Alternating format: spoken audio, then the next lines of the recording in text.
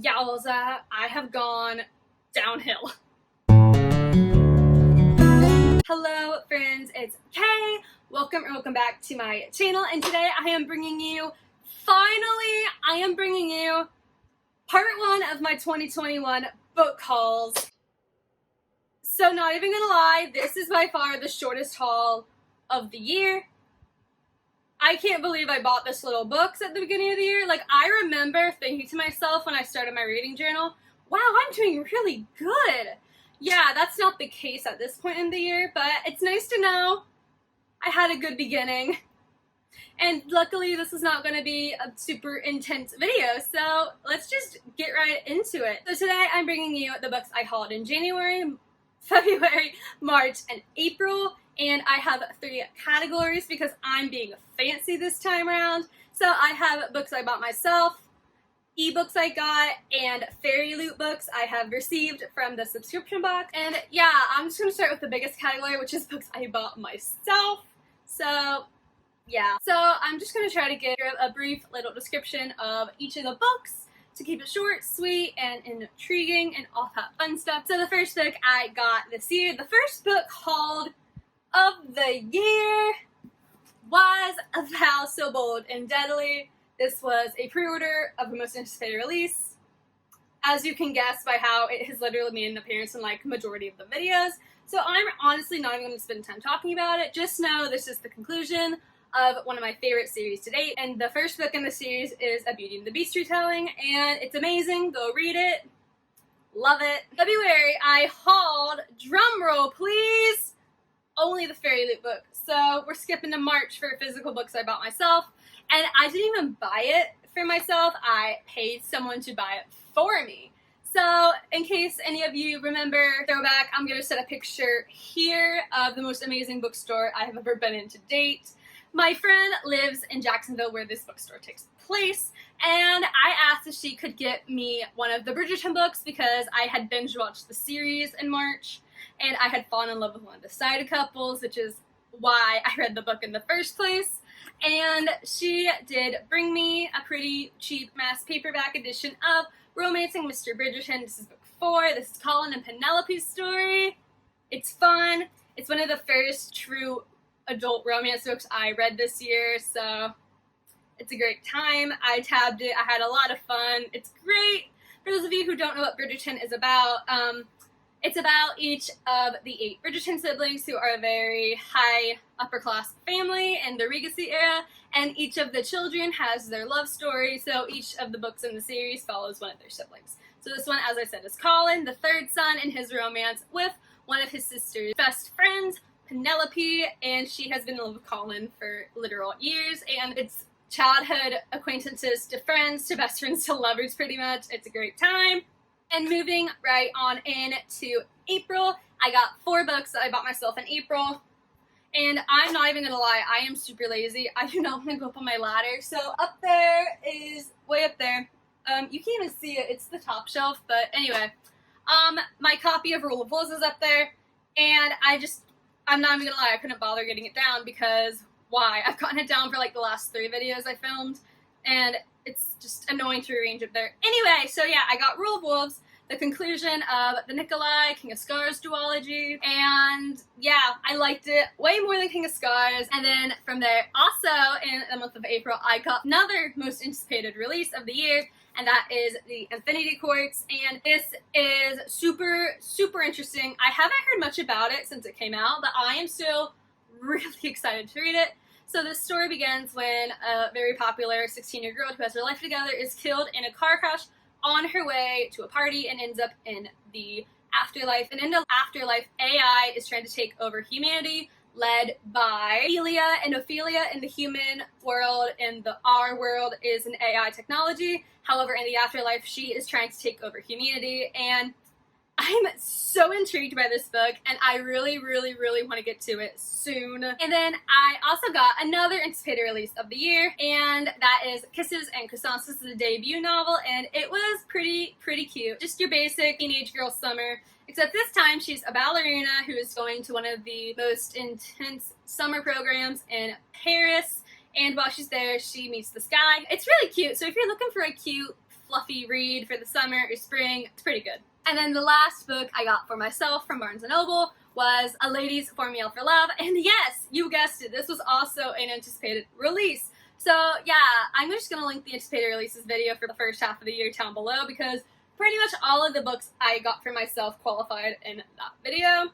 But yes, I love sciencey romances, or romances where one of the main characters or both the main characters are scientists, or one of them is like skeptical of love because of science, or there's a science plotline, or something like that. I love science romances, and I hope this small subgenre of romance continues because it melts my heart every time.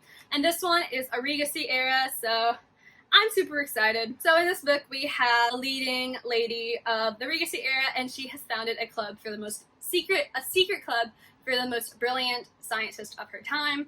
And she's also secretly working for the crown to help them with stuff. And she is also heavily falling for her bodyguard.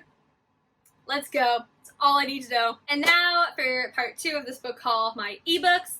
So I finally got Kindle Unlimited, or at least the app, on my phone because I finally just caved and got it. So I have it on my phone and on my iPad. So in March and April, I got 3 ebooks for myself, and 2 of them are romances. It's a great time. Anyway, so the first book I got was in March, and that is Gilded Rose. This is one of Emma Hamm's many fairy tale retellings, and this one is Beauty and the Beast, and there's gargoyles and curses and all that fun stuff, and the cover is actually gorgeous.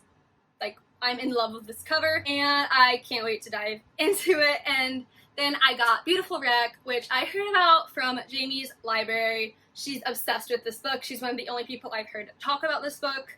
And I read it on all my different plane rides to and from this summer, so I'm very glad I got it. And this is about a woman who is from 2000 or 22,000 something. She's from the future, and they are obsessed with recreating past civilizations through technology and all that. And she somehow gets transported back in time to 10th century Iceland, where she meets like early Vikings and all that, and she meets the head of one of the clans, and she ends up developing really strong feelings for him. However, he is believed to be cursed, and no one is to marry him, so yeah. And then the third book I got for my ebook haul is Power of Hades, and I saw this on Ashley, a Frolic in Fiction.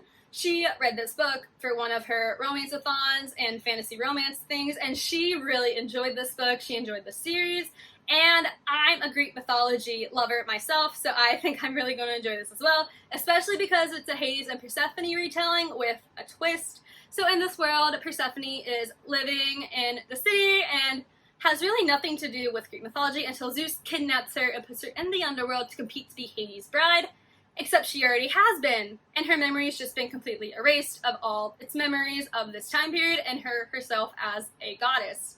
So as she's competing in this trial, she's trying to also figure out what made her memories get erased in the first place. And I've heard the first book is really a setter-upper, and then the romance really starts in the rest of the series, but I want to read this really badly. And then last but most definitely not least in this haul are the Fairyloot books I got for the months of January, February, March, and April, and I will link all those unboxing videos down below.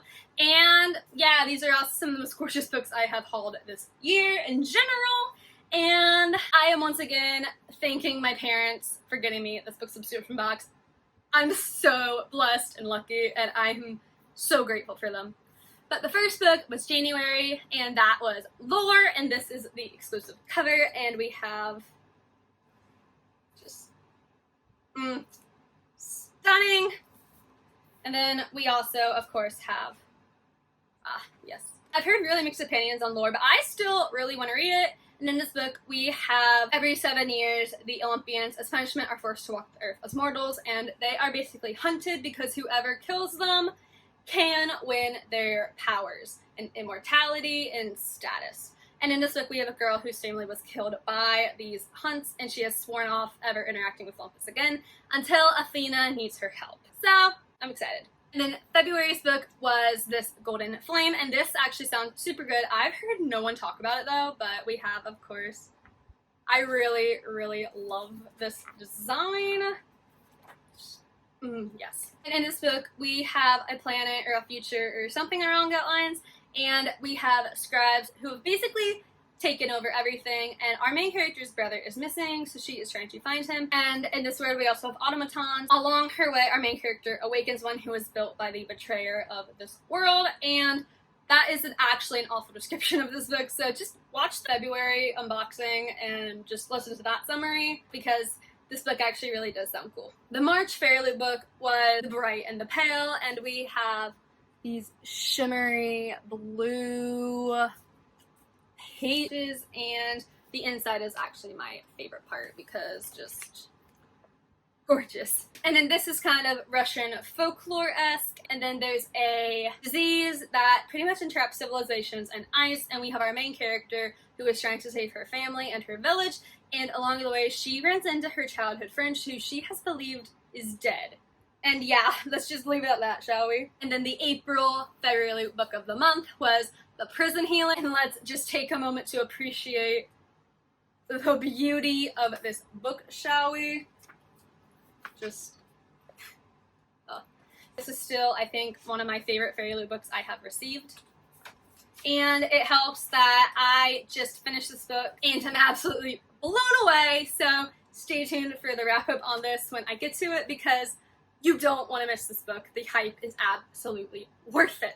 So in this book we have 17-year-old Kiva, and she has been in a death prison since she was 7 years old, and she has been promoted to being the prison healer, which means she answers to everyone. And one day the rebel queen of this rebellion that is sweeping the nation comes to the prison on her deathbed, and Kiva is ordered to keep her alive by the rebels and her family, who have sent her a coded message. So this queen is sentenced to a trial of elements that no one survives pretty much, so Kiva volunteers to take her place, and there are amazing friendships, relationship dynamics, and just an unbelievable plot, and I just highly recommend this book if you haven't checked it out already.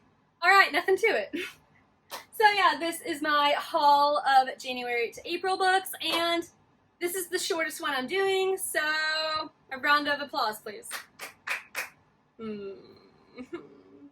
So if you have read any of these books, let me know what you thought of them, and let me know what your favorite book that you have hauled recently is. So like the prettiest book, the most interesting description, a favorite author, anything like that, let me know in the comments. I just love chatting with you guys. So yeah, if you want to find me outside, my social medias are linked below. And until next time, I'm Kay. Thank you so much for watching. Bye!